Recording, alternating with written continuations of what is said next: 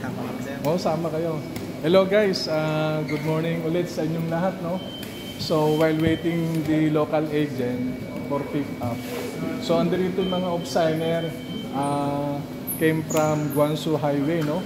So yung sa left side ko, ayan si second mate, no? At ito si second mate, then si third mate, yung Gaitan. Yan. So ito yung connection about dun sa mga crew na nangungutang on board, no?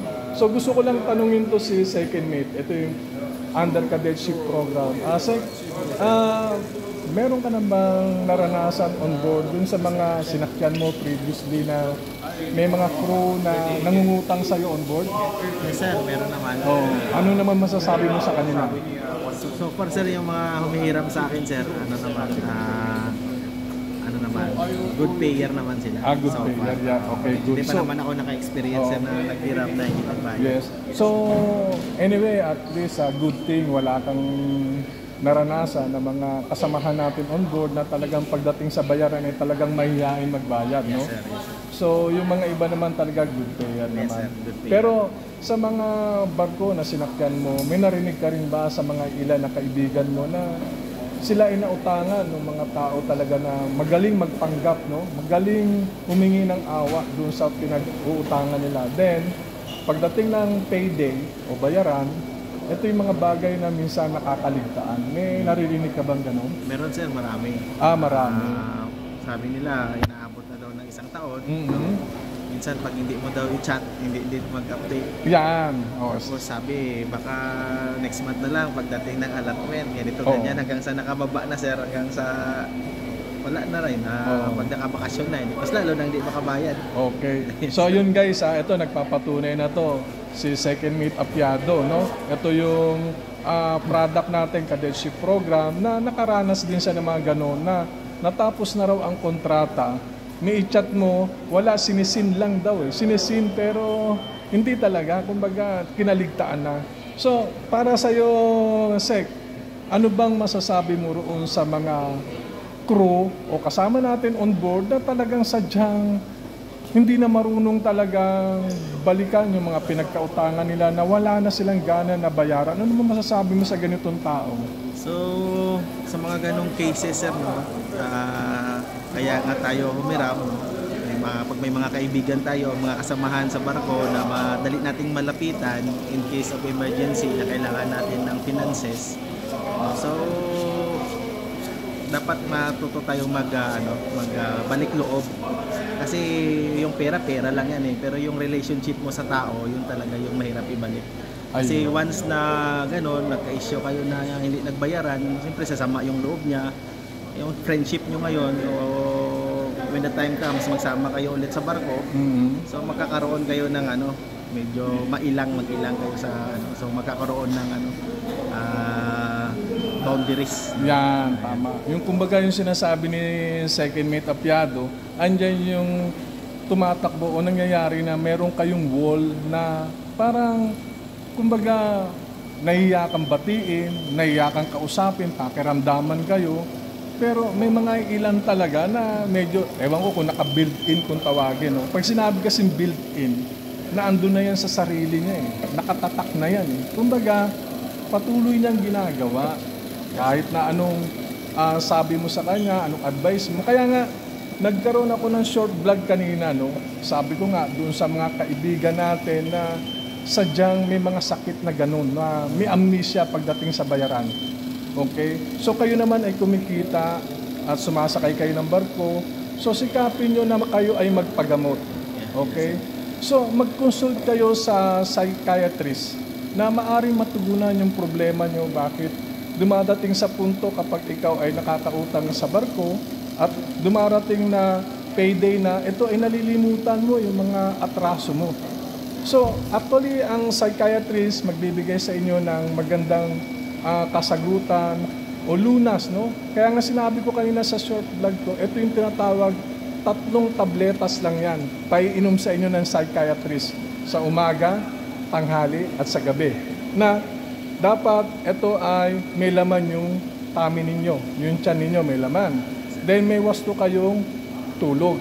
So yun lang yun. Kasi ito mawawala at babalik yung tinatawag na alaala ninyo, yung memory ninyo. Kasi may mga iilan na alam nila na sila ay nagkakautang, pero pilit nilang winawag sa isipan nila eh. Parang kala mo wala silang atraso sa mga kasama nila. Okay? Ngayon, nandito ngayon si Chief Mate.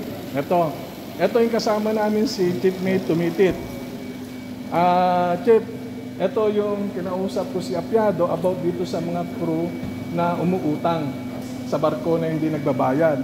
So ano yung sa'yo, masasabi mo na meron ka bang na-experience sa mga kasama mo on board na nangutang at nilimot na yung pagbayad? Wala naman, sir. Wala naman. Sila naman ang gustang nagko-contact sa akin. Nagko-contact sa'yo. So, yung mga naririnig mo sa mga kasamahan mo on board na utangan sila ng mga kaibigan nila na until now wala pa rin, hindi pa rin nababayaran. Meron ka ba naririnig na gano'n? Oo, sir. Meron nga po. Okay. So, advice ko lang sa mga nangungutang, responsibilidad nyo yun, kaya bayaran nyo. Yun.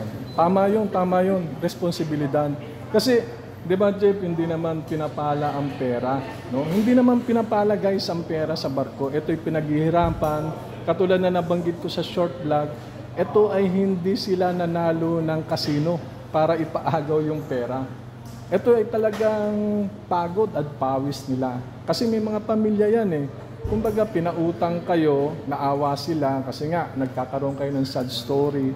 Sinasabi nyo, may problema kayo sa pinansyal. Then, dumating yung punto na naawa sa inyo yung kaibigan nyo, pinautang kayo on board.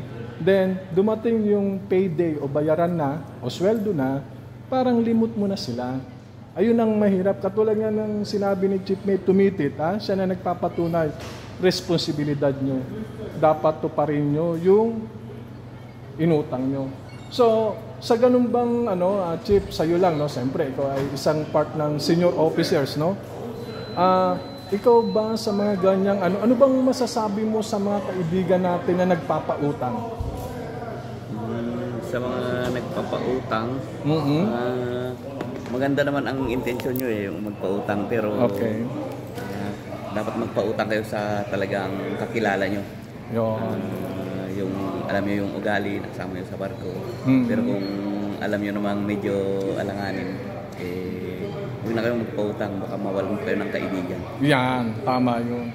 Kasi sabi nga ni, kanina, ibalik ko lang yung sinabi ni Second Mate Apiado, pera lang daw yan. Sabi niya kanina, pera lang yan. Pero yung pagkakaibigan, pag sinira mo, hanggang lifetime niya mawawala yan. Parang yung sinabi ni Chief Mate, yung sinabi niya kanina na mawawala yung pagkakaibigan ninyo, kumbaga affected. Kaya, ayun guys, no? Kaya, kinakailangan, thank you Jeep sa konting kaya kinakailangan medyo mapanuri tayo. Ngayon, kausapin naman natin si Second Engineer. Yan. Sec, kasi kausap ko na si Second Mate Apiado at saka si Chief Mate Tumitit.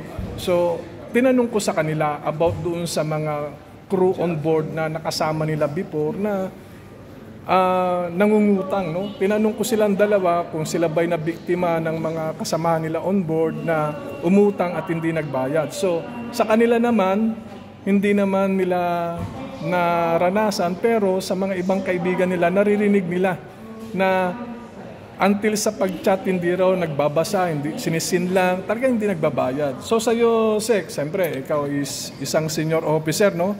Dumating sa punto na marami ka na rin sinakyan na barko sa Dalisay at naging part ka ng OJT natin before, di ba? Yes, sir. Yes, sir. Part to ng OJT. You see, no? Parang kailan lang, second engineer na ngayon. Sa yung mga previous na barko, naranasan mo ba na ikaw ay may nakasamang tao na sa barko na malakas mangutang? Marami sir, marami. Marami. Hindi talaga mawawalan yung malakas mangutang. Okay. So, ikaw ba isa rin ba na biktima ng ganong mga kaibigan natin na talagang mahilig mangutang on board? Meron din po. Meron din experience na ganon. Pero meron din. Meron din. Meron so, ito ba'y nakabayad sa'yo o until now talagang meron pa talagang atraso na pinapasa Diyos mo na lang? Meron pa rin po. Pero yun nga, pera lang naman yan. Yan. Madali naman kitain yan. Pero yung yung ano nila, yung pagkatao, personality, kumbaga nakamarka na yun sa iba eh. Hindi na yun mawawala. Tama yun. So pareho sila ni second mate Apiado, nakamarka, pera lang daw